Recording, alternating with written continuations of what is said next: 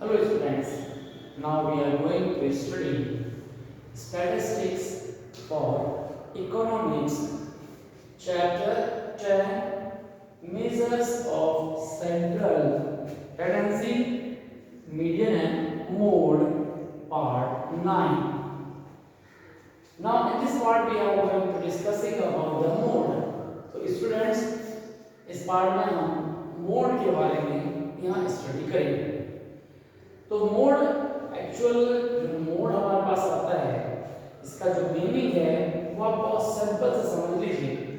वैसे तो ये आप समझ लीजिए कि जो ये ग्रीक वर्ड आपके पास है जिसे हम मोड बोलते हैं उसको जनरली इंडिकेट किया जाता है फैशन के लिए।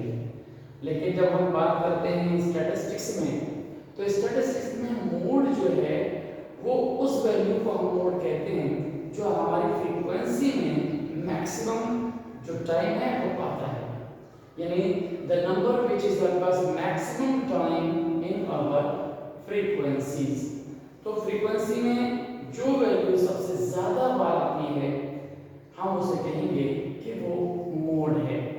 तो मोड का फॉर एग्जांपल अगर हमारे पास सिंपली हम इसको ऑब्जर्व करके बता सकते हैं कि कौन सा मोड है, कि केवल देख करके पता लग जाता है कि मोड क्या है। फॉर एग्जांपल हमारे पास हम कोई भी यहाँ पर वैल्यू कैलकुलेट कर सकते वैल्यू ले सकते हैं। जैसे मान लीजिए कि आपकी एक सीरीज है 5 6 7 9 2 3 5 4 7 4 5 8 5 then 2 1 5। ये हमारे पास क्या है, एक हमने एक इंडिविजुअल सीरीज यहाँ पर केवल बना ली है। अब यहाँ पर अगर हमसे ये कहा जाए कि कैलकुलेट द मोड, या ये जो हमारे पास एक सीरीज है जो इंडिविजुअल सीरीज है इसमें आप मोड बताइए क्या है। तो बहुत सिंपल सा हम यहाँ पर कर सकते हैं कि जो नंबर सबसे ज्यादा बार आया है हम उसे बता सकते हैं कि वो मोड है। अब यहाँ पर एक काम करते हैं कि इसमें जो सीरीज है उसको हम क्या करें, असेंडिंग ऑर्डर में लिख सकते हैं या हम बिना लिखे हुए भी देख सकते हैं कि सबसे ज्यादा बार कौन सा नंबर आया है। अगर हम ऐसे नहीं देख सकते तो हम क्या करें, हम उसका एक असेंडिंग या डिसेंडिंग ऑर्डर बना लें। तो असेंडिंग ऑर्डर में हमें ये पता लग जाएगा सारी वैल्यू कितनी है। तो फॉर एग्जांपल यहाँ पर हमारे पास सबसे वैल्यू जो है वो क्या है 1। तो ये हमारे पास एक 1 हमारे पास हम असेंडिंग काउंट करते हैं, ये 1 हमारे पास आ गया। इसी तरह से ये 2, ये हमने 2 और कैंसिल कर दिया, 2 और भी गए हैं, एक ये 2 ये भी कैंसिल कर दिया और कहीं 2 हमारे पास और कहीं 2 नहीं। तो अब हम 3 को लेते हैं, ये आपके पास 3 ये रिड्यूस हो गया 3 और फिर हमारे पास क्या हमने देखा 4।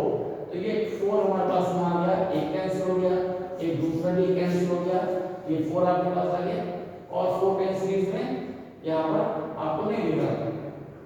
सेम है हम यहाँ पर 5 देखते हैं, तो ये 5 ये आपके पास एक 5 यहाँ आ गया और ऐसे एक 5 ये हमारे पास कैंसिल हो गया, एक 5 ये आपके पास आ गया एंड देन 1 5 ये आपके पास आ गया एंड देन 1 5 आपके पास ये आ गया। देन आपके पास क्या है 6, एक ये आप यहाँ 6 कैंसिल यहाँ लिख लिया और 6 हमारे पास नहीं है, एक 7 हमने यहाँ लिखा 7 once again हमारे पास एक 7 ही है, तो एक 7 और पुट कर दिया। देन आफ्टर राइट हियर 8, ये 8 आपके पास आ गया और 8 नहीं है नहीं। देन राइट 9, ये आपके पास 9। तो ये सारी की सही हमारे पास यहाँ आ गई।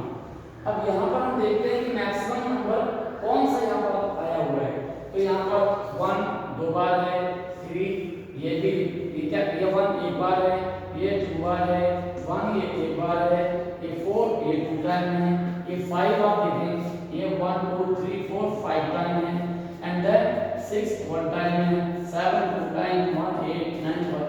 तो सबसे ज्यादा बार जो हमारे पास फ्रीक्वेंसी है वो हमारे पास क्या है 5 की है। तो यहाँ हम 5 को क्या कहेंगे मोड है। तो और इस मोड को मोस्टली हम जो रिप्रेजेंट करते हैं वो z से कहते हैं कि it is a mode. z क्या है मोड है, तो हम इसको मोड को z से रिप्रेजेंट करते हैं और यहाँ पर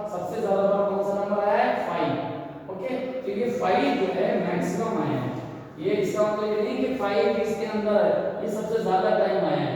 ओके, अगर ये नीचे 4 भी होता तब भी यहाँ पर ये क्या होता, मैक्सिमम टाइम आता तब आपके पास ये होता। तो ये याद रखना है कि जो मोड है वो मोस्ट प्रीफरेबल वैल्यू होती है, जिसको सबसे ज्यादा लाइक मिलता है वही मोड कहलाती है। ओके, ये सिंपल है, इंडिविजुअल सीरीज दी हुई है तो आप इस तरह से कैलकुलेट कर सकते हैं, देख कर ही पता लग जाएगा आपके पास कि क्या मोड है। ओके, इसी तरह से अगर हम मोड की बात करते हैं तो फ्रीक्वेंसी में ये तो आप इंडिविजुअल में देख लिया, अगर आपके पास फ्रीक्वेंसीज और जो नंबर है x और f में दिया हो तो हम उसको कैसे कर सकते हैं, तो उसके लिए भी आप सिंपल है इसको कर सकते हैं। देखें तो यहाँ हम वो भी आपके पास एग्जांपल यहाँ दिखा देते हैं कि किस तरह से आप इसको सॉल्व कर सकते हैं। ठीक है, तो अगर हमारे पास क्या सीरीज दी हुई है या आपके पास दिया हुआ है तो हम यहाँ पर देख सकते हैं। फॉर एग्जांपल आपके पास यहाँ x दिया हुआ है और यहाँ पर ये f दिया हुआ है लाइक दिस। ये देखिए यहाँ आपके पास ये वैल्यू दी हुई इसमें। अब ये डिस्क्रीट अगर सीरीज है तो डिस्क्रीट का मतलब है कि एक x है और एक f है। अगर डिस्क्रीट में हम देखें तो डिस्क्रीट में बहुत सिंपल है, यहाँ पर मान लीजिए 5 है, 10 है, 15 है, 20 है, 25 है, 30 है, इस तरह से हमारे पास ये वैल्यू है और इनके रिस्पेक्टिव जो आपके पास फ्रीक्वेंसीज हैं वो हमारे पास मेंशन कीजिए कि हमारे पास ये 12 है, ये 20 है, ये 25 है, ये 40 है, ये आपके पास अगेन यहाँ पर 28 है, यहाँ पर आपके पास 22 है और यहाँ पर ये 10 है। ओके, तो बाय ऑब्जर्वेशन कि हमारे पास मैक्सिमम फ्रीक्वेंसी कौन सी है, तो हमने ये देखा कि मैक्सिमम फ्रीक्वेंसी आपके पास क्या है, ये 40 मैक्सिमम फ्रीक्वेंसी। तो जस्ट इसके सामने इन फ्रंट ऑफ दिस, इसकी वैल्यू के सामने यहाँ पर जो x में जो भी वैल्यू होगी, या आप देखिए ये जो वैल्यू हमारे पास है ये आपका मोड है, इस हम कहेंगे ये मोड है। क्यों, क्योंकि ये 20 जो है वो 40 टाइम हमारे पास आया है, जबकि ये 5 12 टाइम आया है। फ्रीक्वेंसी का मतलब ये है कि कौन सी वैल्यू कितनी टाइम आपके पास आ रही है, तो ये आपके पास 5 12 टाइम है, 10 20 टाइम है। तो मोस्ट हमारे पास यहाँ देखें ये 25 भी है, 28 टाइम है, तो ये हमारे पास जो 20 है ये 40 टाइम्स हमारे पास आया है। तो जो मोड हो जाएगा आपके पास, हम यहाँ मोड अगर हम यहाँ लिख दें कि ये मोड क्या है हमारे पास, तो ये मोड इसको क्या से z से डिफाइन करते हैं और ये हमारे पास क्या है, ये 20, या आपके पास 20 क्यों 20 की ऑकरेंस है वो 40 टाइम है। ओके, तो ये आपको समझ में आ गया। और किसी है, अब बात होती है कि हम इसको, ये तो डिस्क्रीट है x में और f में दिया हुआ है, अगर हमारे पास क्या हो ये कंटीन्यूअस सीरीज हो यानी फ्रीक्वेंसी डिस्ट्रीब्यूशन हो, तब हम इसे कैसे कैलकुलेट करेंगे। मतलब यहाँ पर क्लास इंटरवल दिया हो, अगर क्लास इंटरवल दिया है तब हम इसको कैसे कैलकुलेट करेंगे। ओके, तो बहुत सिंपल है कि इसको कैलकुलेट करने के लिए हम एक फॉर्मूला यूज करते हैं, उस फॉर्मूले के बेस पे हम ये कैलकुलेट कर लेंगे। तो उसके लिए हम क्या करेंगे, पहले मॉडल क्लास जो है वो कैलकुलेट करते हैं। तो मॉडल क्लास के अंदर जो भी वैल्यू होगी फिर हम उसके बाद हम इसको यहाँ पर सॉल्व कर लेते हैं। ओके, तो हम इसको कैसे सॉल्व करेंगे, ये आप देखिए कि एग्जांपल हम यहाँ ले लेते हैं, उस एग्जांपल को हम इसको अभी यहाँ पर रन कर देते हैं और उसके बाद हमारे पास क्या होगा, हम इस तरह से इसको सॉल्व करेंगे। तो ये हमारे पास क्या होगा वो आप देखें, ये हम इसको एक एग्जांपल ले लेते हैं।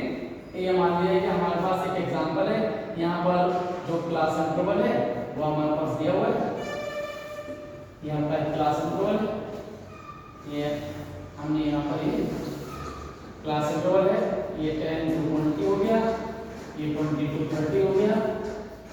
ओके, लाइक दिस 32 40 42 50 और ये आप देखें 52 60, ये हमारे पास हो गया।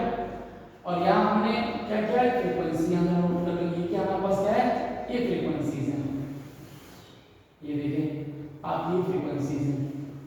अगर हम फ्रीक्वेंसीज की बात करते हैं तो हम ये इमेज वाली जो फ्रीक्वेंसीज हैं वो हम यहाँ पर ले लेते हैं और वो हमारे पास क्या है, 2, ये 5 ले लिया, फिर हमने यहाँ पर ये 7 ले लिया और ये 5 फिर 2 रिपीट हमने कर दिया ऐसे।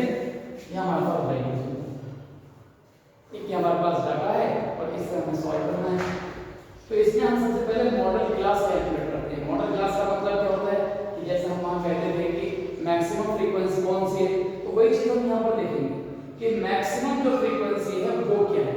तो अगर मैक्सिमम फ्रीक्वेंसी देखें तो ये हमारे पास क्या है, ये 7। तो ये 7 जो है हमारे पास क्या हो जाएगा, मॉडल क्लास हो जाएगा। क्लियर? तो हमारे पास हमने यहाँ पर लिख दिया कि जो मॉडल क्लास है आपके पास, ये वो क्या हो गया, मॉडल क्लास आपके पास हो जाएगा। ये आपके पास आ गया कितना, 42 और 32, ये आपके पास मॉडल क्लास है। अब इस मॉडल क्लास के अंदर हमें क्या करना पड़ता है कि हमें फॉर्मूला अप्लाई करना पड़ता है। और उससे पहले हम क्या करते हैं कि यहाँ पर जो मॉडल क्लास है इसके अंदर हम यहाँ देखें कुछ वैल्यू जो हम यहाँ पर लेते हैं वो ध्यान से आपको देखनी है।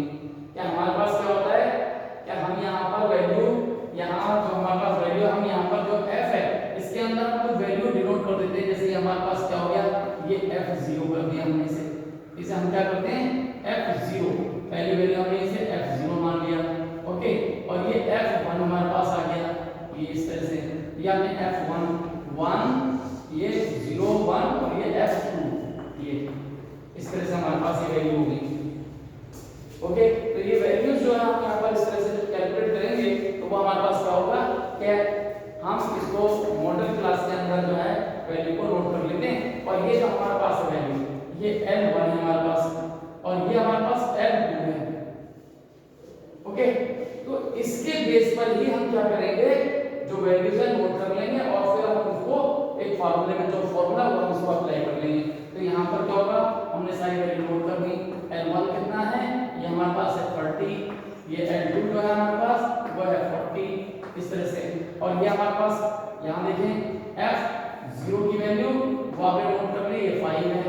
F1 की वैल्यू ये हमारे पास 7 है, लाइक दिस। ये हम पहले नोट कर लेते हैं इस तरह से। ये हमारे पास गेन 5 और फिर हमारे पास एक I की वैल्यू देखते हैं। तो I क्या होगा, I का जो फॉर्मूला होता है वो L2 L1। ये आपको मालूम है कि I जो है इंटरवल होता है, तो ये हमारे पास क्या होगा, I इक्वल टू ये 40, ये कितना हो जाएगा 40 माइनस, ये देखिए इस तरह से माइनस 30, तो ये आपके पास क्या आ जाएगा 10। ओके, और इसे हम जस्ट फॉर्मूला में अप्लाई करेंगे। तो हम z को, इन मोड को हम z से डिफाइन करते हैं। तो z इक्वल टू हमेशा याद रखना है, फॉर्मूला बहुत ज्यादा कॉम्प्लिकेटेड नहीं है, जो मीडिया है उससे लगभग मिलता जुलता है। हमें याद रखना है कि जो हमारी मेन फ्रीक्वेंसी है वो यहाँ पर क्या है, वो मॉडल क्लास की फ्रीक्वेंसी f1 है। तो फार्मूला जब भी बनेगा f1 को लेकर बनेगा। तो हम क्या करेंगे कि जो फार्मूला हम बनाएंगे वो आपके पास क्या होगा, ये L1 प्लस ये जो मेन फ्रीक्वेंसी है इसी को आपको देखना है।